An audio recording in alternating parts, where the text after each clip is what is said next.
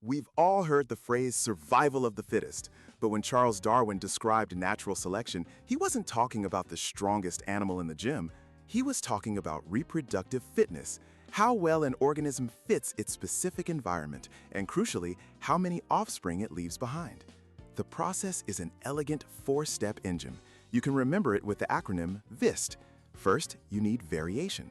In any population, individuals are different. Then, inheritance. These differences must be heritable, passed down through DNA. Third is selection. More offspring are born than can possibly survive, creating a struggle. Individuals with traits that give them an advantage are more likely to live and reproduce. And finally, time. Evolution isn't instant. It takes many generations for these successful traits to spread. Think of the peppered moth in 19th century England.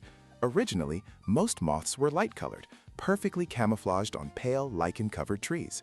A rare dark moth was an easy snack for birds. But then the Industrial Revolution choked the air with soot, killing the lichen and staining the tree trunks black. Suddenly, the light-colored moths stood out, while the dark ones became nearly invisible. The rules of survival flipped overnight. Within a few decades, the population shifted from almost entirely light to almost entirely dark. This isn't just ancient history, it's happening right now in our hospitals. Every time we use an antibiotic, we apply an intense selective pressure. Most bacteria die, but a few with a random resistance mutation survive.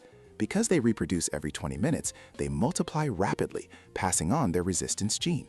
This is how we've accidentally created superbugs like MRSA, evolution unfolding on a timetable that directly threatens human health.